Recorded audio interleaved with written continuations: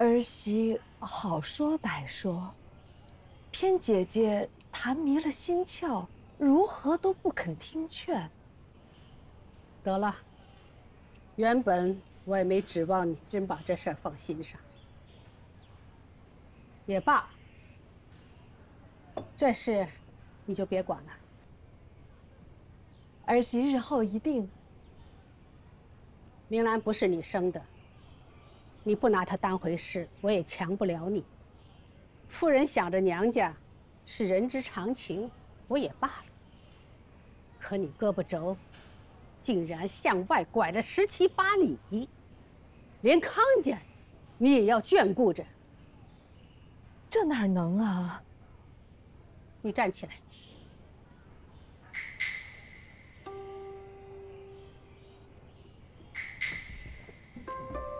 站那儿去。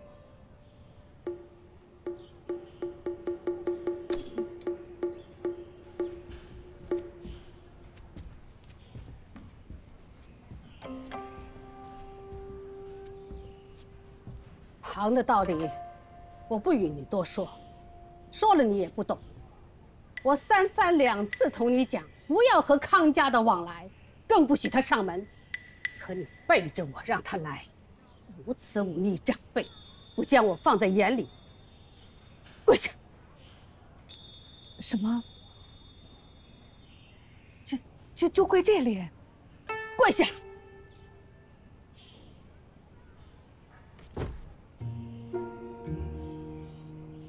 我想着林氏在的时候，你是受委屈的，所以不论你犯了什么，我只是说说，从没跟你动过真格的。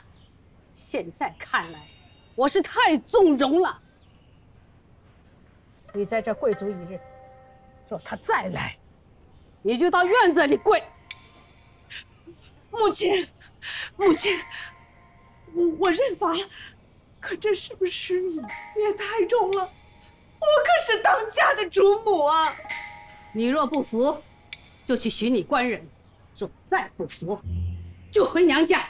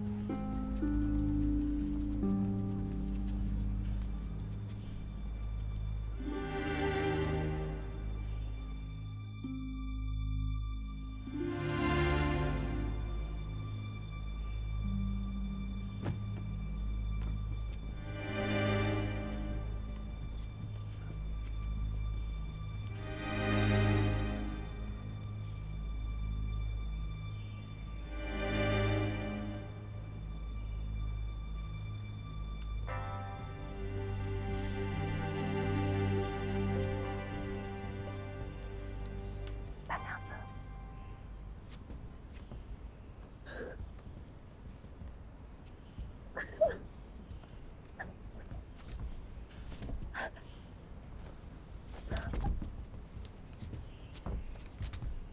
滚！大梁，我不知道你们是在看我笑话。滚！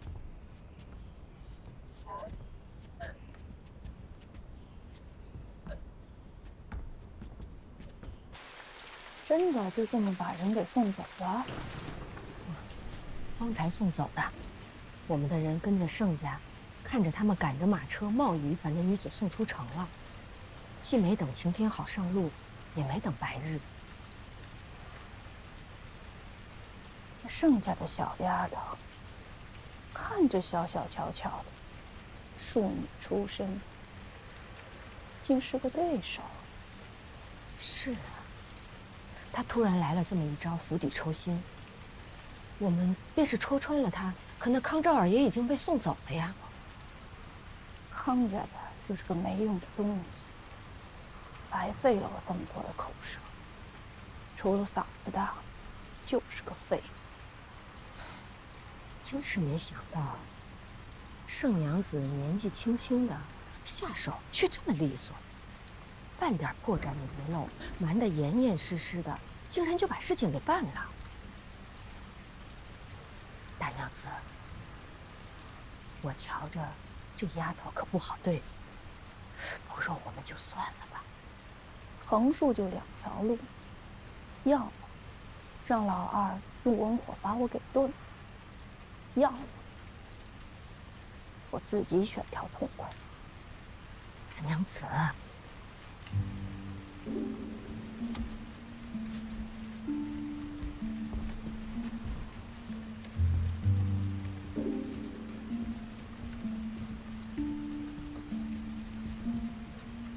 我屋里有一尊菩萨，弥勒佛，还是侯爷在世的时候，专门从一个高僧那儿请来的。他整日在屋里拜那尊佛，你知道他在求什么吗？想来总是家族强盛吧。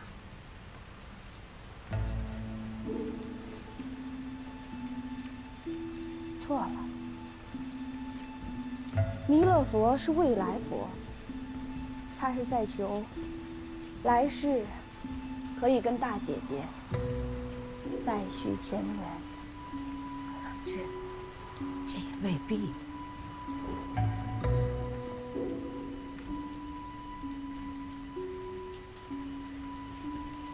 其实老侯爷心里是最清楚，大姐姐并不是什么佳配，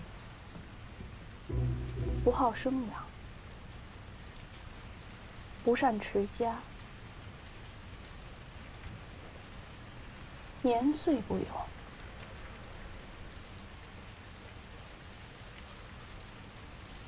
可他就是喜欢，旁的人再好再贤惠，那也是无用的。那都是过去的事儿了。老侯爷也是心疼大娘子你的。老侯爷是真喜欢大姐姐呀。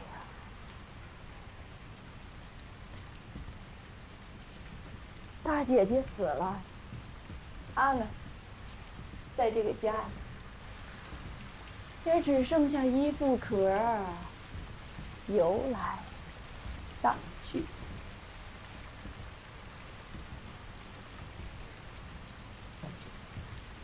这些日子，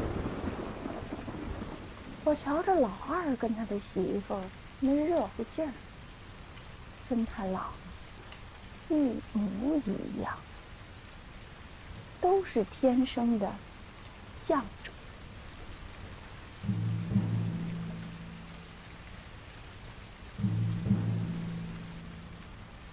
要是这盛明兰死了，那老二也就废了。没错，那他定是废了。所以这一次，我不要别的，我只要盛明兰的命。哟，娘子，这里可是祠堂，那千万别说这些。我难道还怕这些泥糊的木头不成？娘子，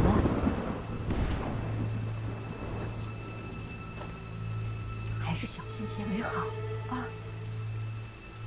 如果真是这么做了，可就没有办法全身而退了。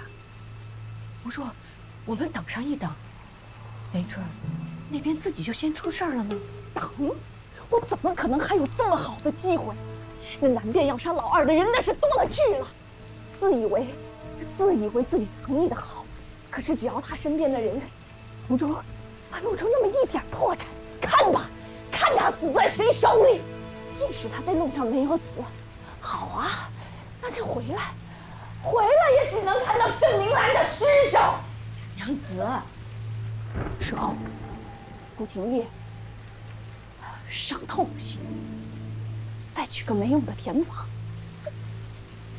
就没有盛明兰那么难对付了呀。哪怕再生个嫡子，谁又知道那是什么时候的事情？一个思念亡妻的丈夫，一个永远也拢不住自己丈夫心的续弦，这就不可能是个和睦的家庭。到时候我们在浑水摸鱼，那可比现在容易多了。哪怕是盛明兰，她肚子里的孩子没有死，那她跟她后母也是一出好戏呀。到时候这个家可就热闹了。老儿媳妇儿，她现在怎么样了？她祭祀怎么样？事情虽收拾了了，可据凤仙说，她去请安的时候，瞧着她的神色也并不爽朗。凤仙还说，她近日不怎么吃东西，说是害口，可前一阵儿也是害口，也比现下要吃得多，看来是烦心扰神了。好啊，事多时少，那都不是长久之相。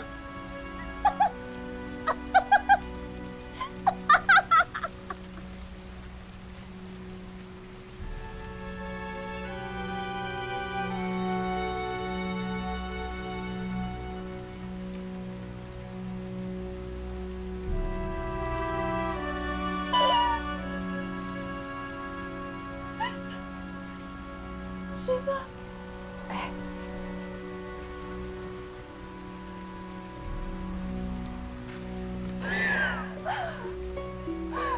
我老了，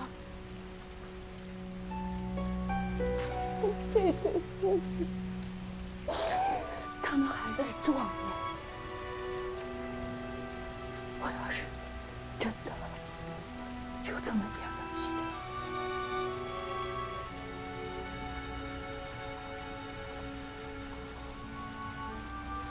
怎么甘心？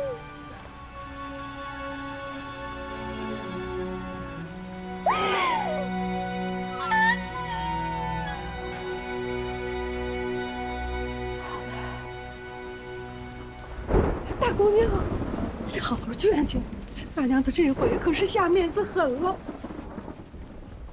滚出去！撵着我早死了，你们都滚出去！母亲，没良心的死丫头，你这真的跑哪儿去了？母亲，你娘都快被人逼死了，你再不来，就给娘受尸骨吧。母亲，母亲，母亲，你别哭了，让外人看见笑话，岂不丢面子啊？面子？什么面子？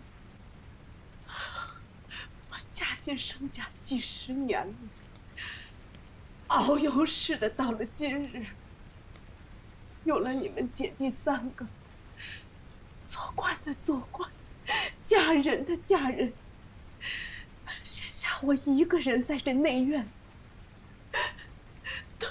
都被人随便糟践了。你姨母主意大，我说服不了她，又有什么法子？我是没法活。母亲，祖母不是怪你没有说服姨母，她是怪你好坏不分，是非不明。你想想，姨母以前对明兰非骂即贬，明兰做什么要敬她重她，连你都那么替她着想，避嫌不去顾府求人，怕拖累了她，让夫家瞧不上。可是姨母倒好，大摇大摆的上门去摆架子，耍威风，这就是狐假虎威，拿我们盛家的脸去冲他们康家的面子。你知道什么？那明丫头跟我没血亲的，她攀了高枝儿，再也不听话了。那赵儿可比明丫头听话多了，日后也好用啊。母亲糊涂，你这话说的跟孩子似的。明兰虽然跟您没有血缘关系，可她怎么说，也是我们姐弟妹的亲妹妹。若是有什么，明兰看在盛家的份上，看在老太太的份上，她肯定会帮我们的。难道那康赵儿还能比明兰跟我们更亲近？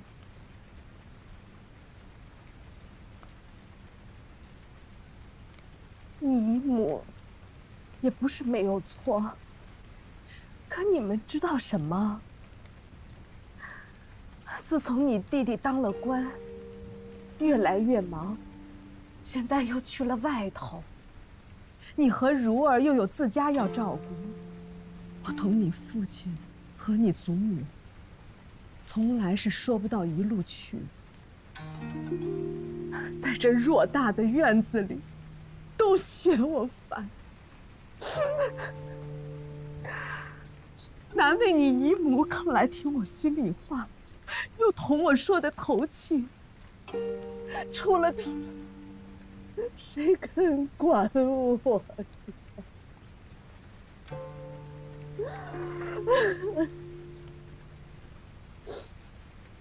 不过不要紧，再过2个月，我们王家就要来了，我母亲、我哥哥都要来了。我在这东京城里头，也有人给我撑腰了。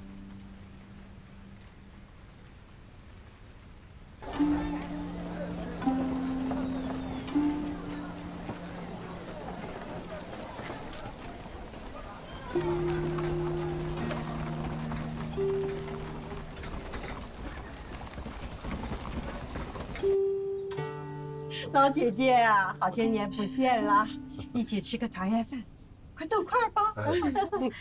来，哎，岳母啊，哎，大舅兄没跟着一起来呢。啊，还得些日子呢，手头的事啊，总得交妥清楚了才能离任。你呀，是个最好的孩子，近日高升啦。都是当日岳母看得起，将爱女许配，才有今天的日子。他老说您来了，我大哥哥来了，得好好招待呢。有什么招待不招待的呀？见了你们这些孩子啊，我比吃了仙丹还高兴。来，今儿全家大小都到了，怎么不见六姑娘把你家那孩子也带来呀？这外头娃娃席面上还多个位置呢。他孩子不在肚里吗？这不也来了？母亲，我家那五丫头啊，近日同官人回老家祭祖，来不了了。她说她最爱吃的那芝麻软糕，让您给她留着呢。好，给她留着，给她留着。我说的是外头养的那个庶女，叫什么蓉儿、凤儿的吧？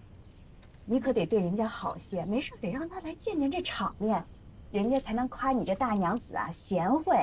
岳母啊，那个孩子啊有点风寒，就不让他过来招惹了，免得过了病。哦，孩子要紧，得好好养病。是啊，这女孩啊不比男孩调皮捣蛋，身子娇弱些。有多金贵啊？谁不金贵？我看就是谁家的孩子不金贵呀？9岁10岁的女孩多娇弱呀，连这点道理也不懂。快吃来，你尝尝这个。来，来。岳母，小婿敬你。哎呦，渭北将军府里头来人说，张大娘子临盆难产，想要见我。哎呦，啊，菩萨真人，你速来同她要好，快去看看吧，这可是妇人的鬼门关呐。明儿，你要注意自己的身子。啊，好。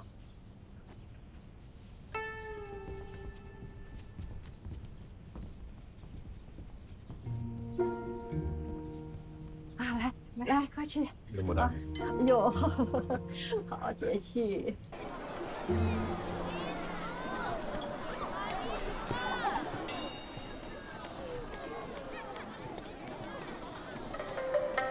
你说这王家老太太，常年久居外地，是我家蓉儿几岁她知道，我与张家姐姐相交甚好，她也知道，真是神仙通灵啊！谁知道可咱就知道，你说的是。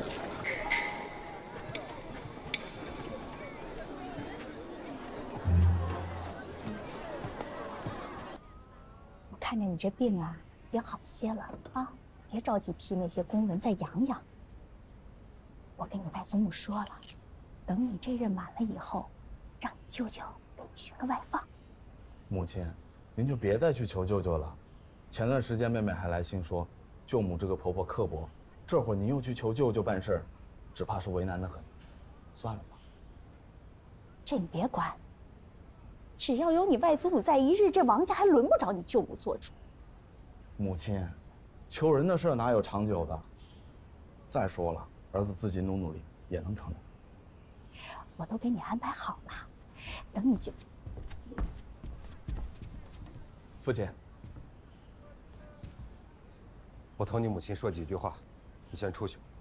是。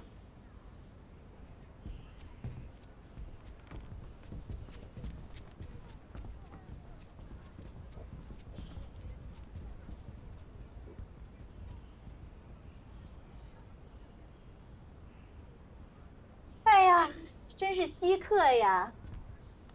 这应付完外面，官人也能想到我这屋子里来。这感情是见了我母亲，知道我哥哥也要来东京，对我们王家又有指望啦。全家人都知道，你把我女儿卖了，竟然就我不知道。那我给赵儿寻了顾家这个好前程，不是也是为了咱康家着想吗？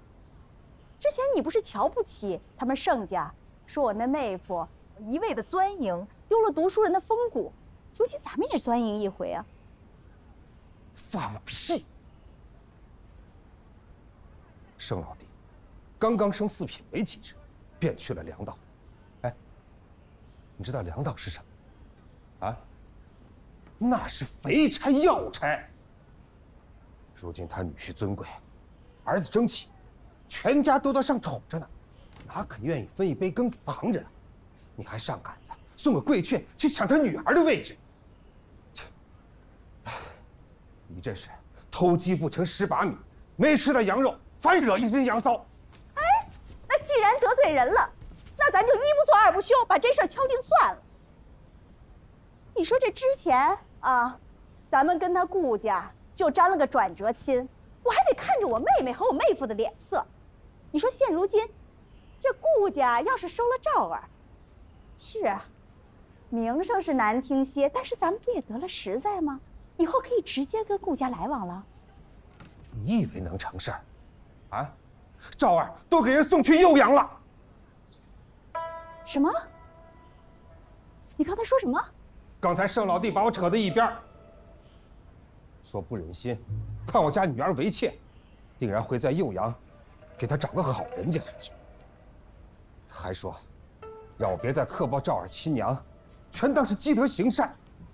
听了这话，真羞得我一张老脸没地方放啊！我要不是看着你为我父母侍孝期3年，我定一纸休书给你。休了我？有种你现在就休了我！你以为我不敢休你？哎呦，怕你是舍不得我们王家的助力吧？你当我愿意过你们康家这日子的？没完没了的讨小老婆，有能耐你别让我为了儿子的前程和家里的银子着急，就算你娶上100个，我也绝不吭一声。偏你是外头嘴硬，里头虚啊！今儿求告我哥哥，明儿托付我妹夫，还要拿我的陪嫁来填补窟窿。康海峰，你说你这个扶不上墙的王八羔子，我当初怎么瞎了眼选了你来嫁？你敢再嚷嚷，我就报你得了疯病，钉死房门，关起来！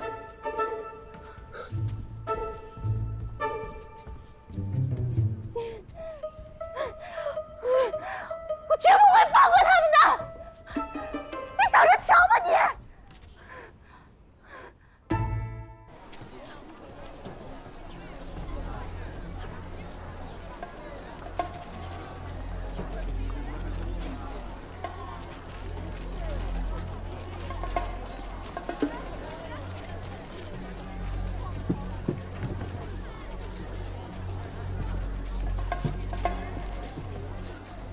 怎么样了？并不好啊。我们家娘子说了，只有盛大娘子来了，她才心安，所以唐突叫娘子请过来。然而，上次我来，郎中不是说还得等10多天呢吗？怎么忽然就……早上小周氏那个贱人非要给我们家姑娘来请安，我们家姑娘说不想见她，她却说将军临去巡营之前说了，嘱咐她要恭敬必须来，结果两边拉拉扯扯，她就撞了我们家姑娘。黄妈妈，你别急。越是这种局面，越要镇定，不然我们自己乱了阵脚。你家大娘子指望谁？是。稳婆备了吗？郎中呢？稳婆急找了2个，郎中就请了太医院专看妇人的赵先生。您慢点儿。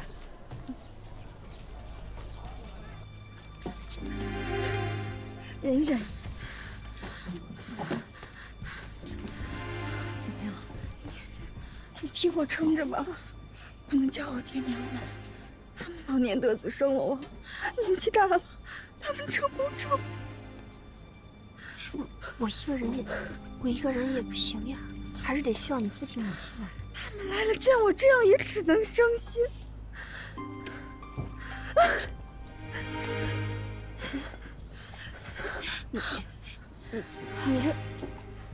你这是糊涂啊！你这半条命都搭在鬼门关了，你还想这些做什么？你替我撑着吧！别怕，生孩子都要经历这一遭。你去外边给你吃硬的，你就好好听稳婆的啊。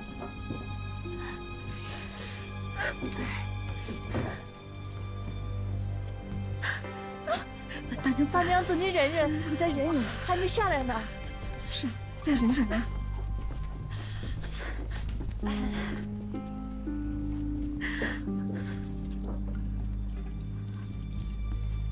稳婆可靠吗？啊，都是国公夫人的使唤人，他们娘家或儿或孙的身契都在国公府里头捏着的。国公爷何在？国公爷在巡营。立刻着人去把国公爷、国公夫人都请回来。可是我们家姑娘她不让啊！先头我就说要请，结果她发了好大的脾气啊！没事儿，等她生完孩子有脾气冲我发，您只管叫人去。哦，是。哎，说是将军在巡营，是同国公爷一起吗？是例行公事还是自行审查？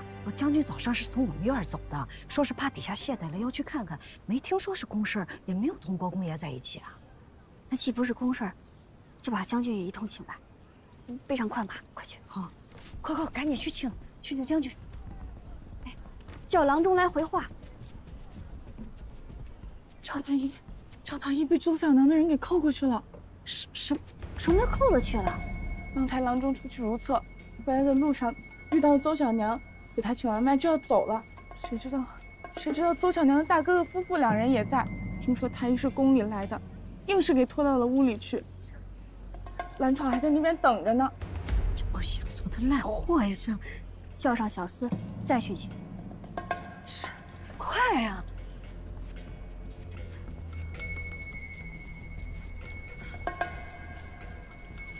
大娘子小时生过几个，有经验了。我没生过，但是我见过人家生，断送了性命。你们听着，一定要保住张大娘子。张大娘子受了冲撞，孩子也是横过来了。我明白，这事儿真难。若有郎中来扎针，或者好些。我知道有些郎中有独门绝技，在妇人昏迷的时候扎一针就会清醒。还有更精湛的，一针下去，胎位就能定过来。好，我定然找到郎中来。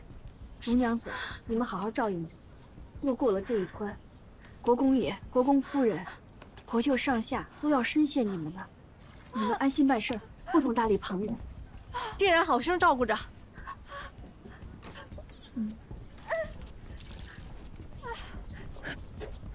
哎，怎么了？赵太医呢？奴婢带着2个小厮去了邹小娘那，跟他们说这边等着生孩子，让他们把太医叫出来。谁知道邹舅爷甩了我一巴掌，说没见过什么太医。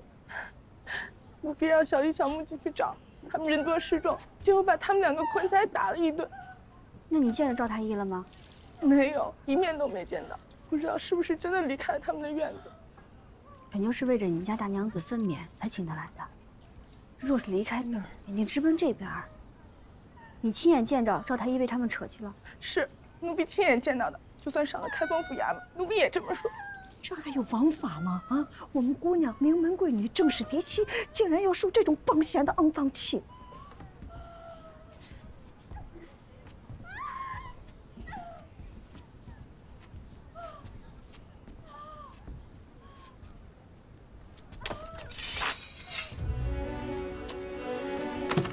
大娘子，大娘子，大娘子！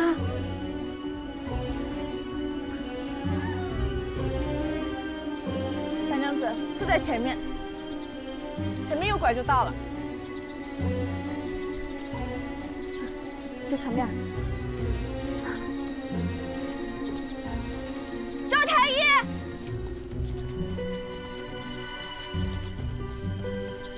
赵太医，赵太医！喊什么喊什么？你的妇人做什么？赵太医早就走了。就是，太医替我把完脉，我们就规规矩矩把人送走了。邹月，邹月，哎，这是你！拦住！给我拦住！你们好大的邹月！你敢在军府里面扯院子？哎，你不是活了是不是？活够了是吧？哎，你先走。嫂子，赵太医。赵太医呢？大娘子，是他们吧？赵太医在后院喝茶，奴婢赶到的时候，太医急得直跺脚。大娘子要生了吧？是，太医，时不待人，别走别说。好，好。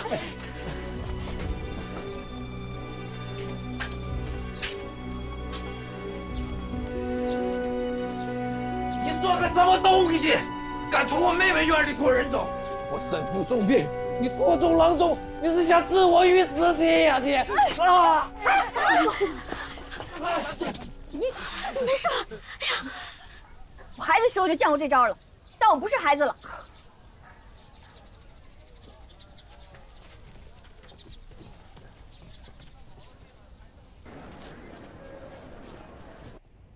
张大娘子怎么没声音啊？这是场力气活，若多把劲儿使在叫嚷上，等会儿就没力气生孩子。大娘子，知道的可真多。说呢，说。是，你先休息。这苦命的女儿啊！我是年纪大了才得了这个女儿的，这是上天神仙的恩赐。当时有多少人笑话我是老蚌生珠，我不怕他们笑，我就要这个女儿。你以为我女儿是塞头你家的？你以为我女儿是嫁不出了，偏要高攀你家是吧？啊！等会儿就骂到皇后娘娘头上去。来，我们拿着茶水果子给国公夫人送过去，拿个茶，来解救解救沈将军。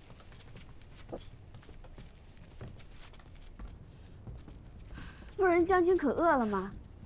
是我冒昧了，眼看就要人定了，我叫人弄了些果子，垫一垫，生孩子的时辰还长着呢。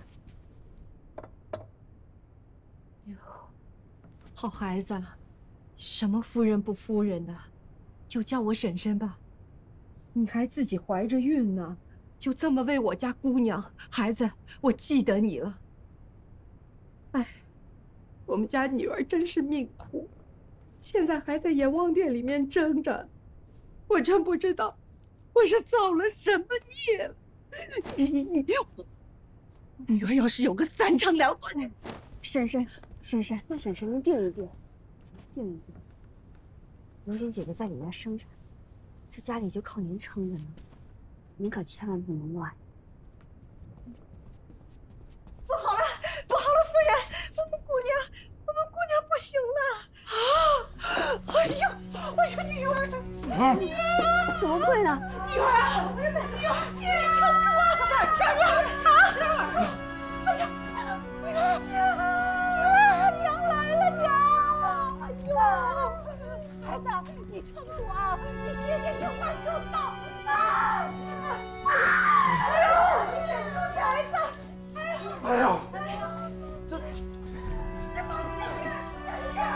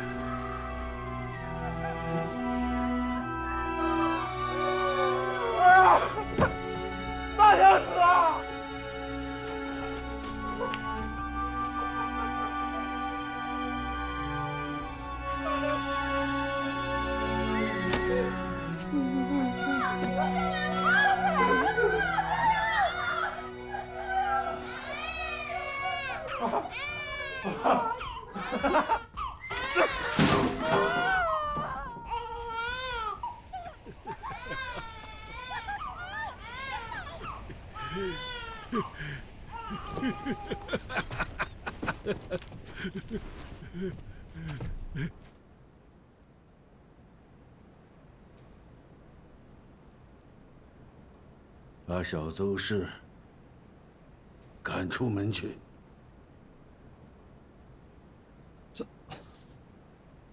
他犯的错大，小婿定然狠狠责罚。但求岳父大人，我实在是因为他姐姐。上想旧情怜婢仆，也曾因梦送钱财。顾念亡妻本是深情之意，我是男人，我也明白。既如此，国舅也写了和离书来，我们两家分手，各自奔前程吧。您这是哪里的话呀？我说过，我张家的女儿并不是求着嫁给你，也不是嫁不出了非要塞你家里。你不忘前人，这是好的，可留蛇蝎祸害在家，这是存心要我女儿的命啊！今天她还能留下半条命，那是她病好遇着顾侯娘子了。如若不然，如今我们见着的就是她的尸首了。国舅爷，我们两家好说好散。写了和离，日后在这汴京城里头，我们还好见面。不然在殿前撕破脸，大家都难做。我不和离，我不和离。不和离？你还想休妻不成吗？不，我不是休妻。从此以后，我一定好好待她，小心呵护。我绝不让她再出半点差错了。够了！你现在说这些话已经一文不值了。王妈妈在，车套好了吗？回夫人，车都已经套好了，里边铺了厚厚的褥子，内壁也用牛油皮封了，一定一丝风都透不进来。咱们姑娘肯定不会受凉的。我们走。岳父大人，岳母，好孩子，今日谢谢你了啊！现在呢慌乱不堪，早日我们得上顾侯门，感谢大娘子鼎力相助啊！您别客气，只要姐姐养得好，其他的就什么都别放心上。岳父，有事好商量，你别让大娘子受了风寒。孩子出生才没多久。你拦我一步，我就迈一步；我迈一步，反而就会受颠簸一步，疼一步。你若还有良心，就滚开！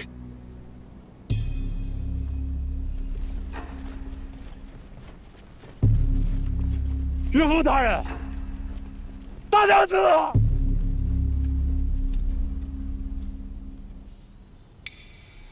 既然西郊大营已经退了水涝痕迹，各路兵马应该早日安置了。前几日，沈清去看过。沈清，启禀陛下，沈将军今日告假。好。英国公老将军去东边整军了。东边的情况呢？英国公府昨日夜里就将告假帖送到了吏部，今日也没有来。这是怎么了？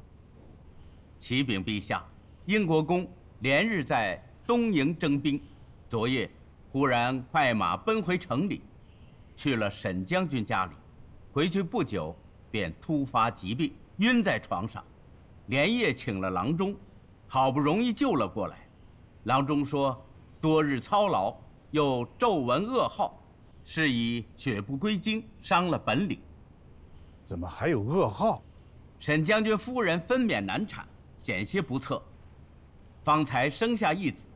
老国公接了女儿外孙，回家将养，说什么？说要与沈家和离。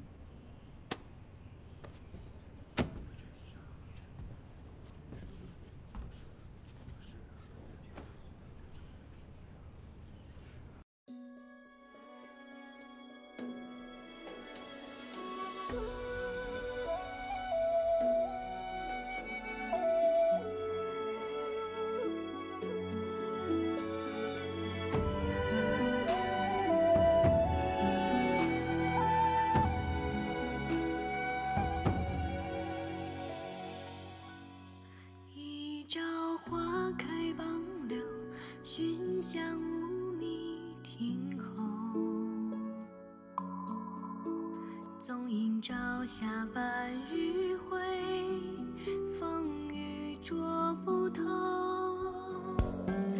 一人共长消瘦，太高冰泪难流。经书诵罢莫回首，无语随客头。昨夜一书风骤。水不消残酒，试问钻猎人却道海棠依旧。知否，知否，应是绿肥红瘦。昨夜一书风骤，浓水不消残酒。试问卷猎人却道海棠依旧。知否，知否，应是绿肥红瘦。知否，知否，应是